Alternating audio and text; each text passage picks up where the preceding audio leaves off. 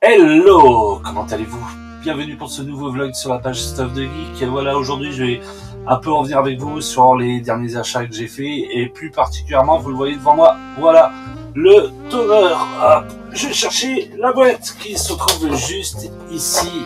Voilà, ce magnifique micro qui vraiment ne coûte pas cher et qui fait un son vraiment très très bon. Alors vous allez me dire, waouh, putain.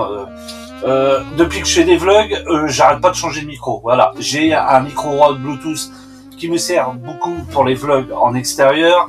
J'ai un gros Rode qui malheureusement n'a pas de bras, donc c'est la galère. Et j'ai voulu un micro, en fait avec un bras, beaucoup moins puissant que le Rode. Alors je parle au niveau puissance, au niveau sonore, pour pouvoir moins entendre les bruits de manette et puis les gens derrière. Alors certes, sur le let's play de Dead Space que je viens de finir, on entend les manettes parce que je me suis bien énervé, le jeu il m'a mis vraiment le palpitant à 100%, on en reparlera juste après. On entend les bruits de manette, voilà. Mais je pense que c'est une configuration à faire en micro, c'est très compliqué. Une configuration de micro, j'en avais déjà parlé un peu en off avec Seb, avec Joystick Seb, voilà, parce que voilà, on s'était comment consulté ensemble pour pouvoir qu'est-ce qu'on pourrait prendre comme micro. On est resté sur ce type de micro là, mais je pense qu'il faut prendre son temps pour le configurer et tout ça. Et moi, je suis pas trop calé audio, enfin configuration audio. Seb non plus. Bon, on prendra le temps tous les deux pour faire ça. Mais franchement, je trouve que le micro fait son job.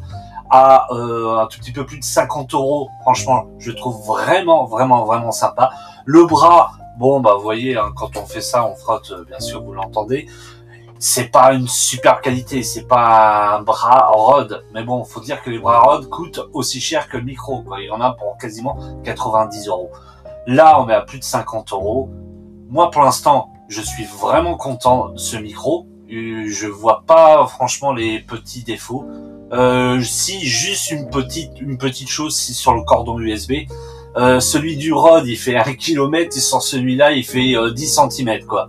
Alors 10 cm j'abuse, mais il est vraiment tout petit. Alors il faut bien configurer vraiment votre PC au micro où vous le situez, parce que le fil il est vraiment tout petit. Alors le micro il est tout simplement livré, comme je vous disais, avec un bras. Il est livré avec cette arde de sec pour pouvoir le solidifier, je sais pas si c'est quoi, bon, le bien le supporter sur le bras, éviter les vibrations. Une petite bonnette donnée avec, et il y a ça aussi avec. Alors ça, au début je le mettais, maintenant je ne le mets plus, je vois pas le nécessaire. Si j'aurais pas mis la bonnette dessus, je pense que je l'aurais mis, mais voilà, j'ai mis la bonnette et je pense que c'est pas réellement nécessaire en soi, voilà. Alors pour clôturer sur ce micro, déjà je l'avais vu sur un gros youtubeur, voilà, qui avait fait une vidéo dessus, et une OPSP comme ils disent. Et franchement, je l'ai acheté avec ses conseils parce que j'avais trouvé déjà sa vidéo super chouette, et il avait raison quoi. Voilà, c'est un micro tranquille quand vous voulez faire de let's play et du gaming. Et justement, je l'ai acheté exclusivement pour la chaîne Stuff. Voilà, je pense que c'est la meilleure chose. Voilà, pour tout ce qui est micro, si vous souhaitez l'acheter ou vous voulez voir le prix, vous tapez sur Amazon, tout site marchand Amazon, c'est là où il est le moins cher. Vous tapez Tonor Q9, voilà, Tonor Q9, et c'est un bon micro, voilà. Alors je vous parlais aussi du let's play qui vient de se finir, Dead Space 2.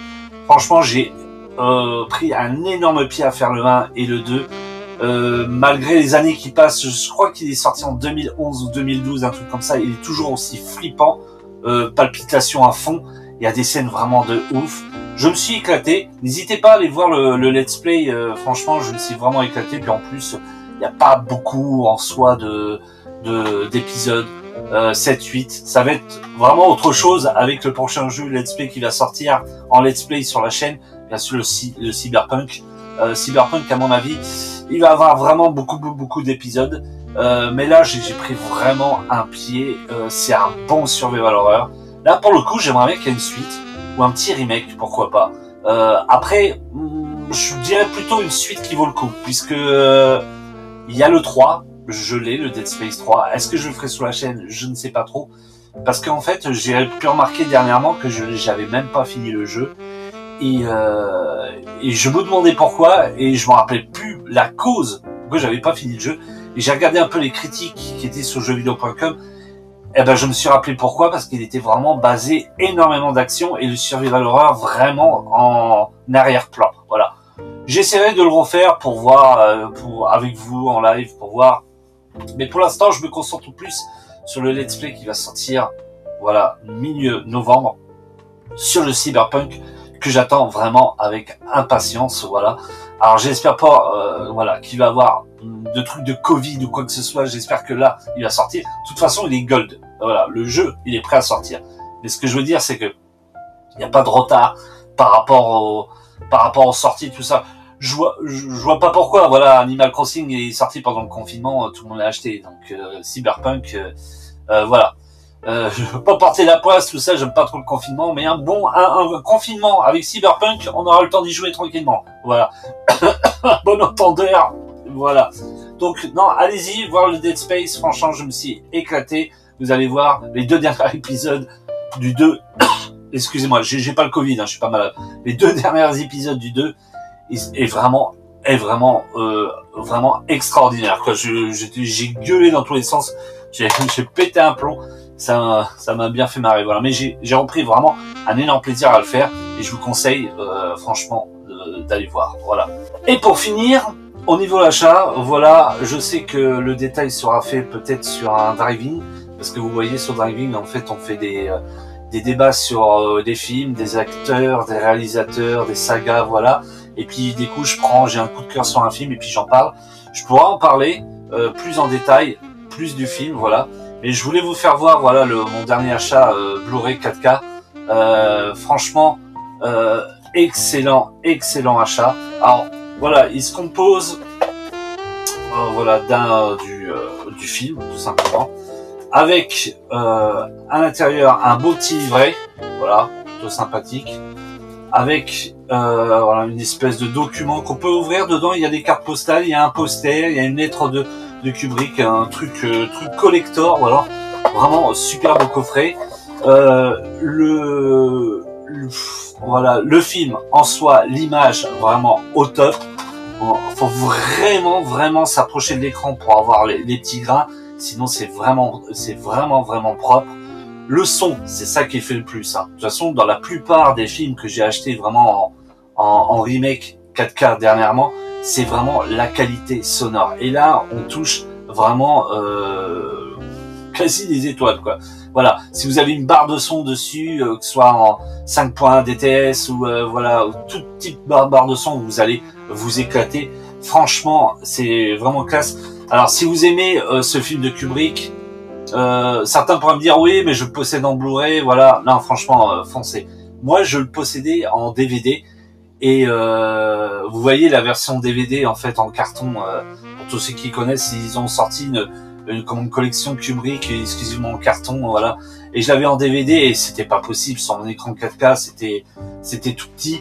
C'est le reproche que j'ai à faire en fin de compte. Il y a certains DVD je garde parce que voilà, je suis obligé de les garder, ils ne sont pas sortis en Blu-ray ni en Blu-ray 4K. Mais celui-ci, quand il est ressorti, voilà, je l'ai acheté automatiquement parce que en fait, sur un écran 4K, en fait, l'écran il est tout petit. Voilà, il y a vraiment des grosses bandes sur le côté. Tu peux pas concrètement, tu peux pas regarder.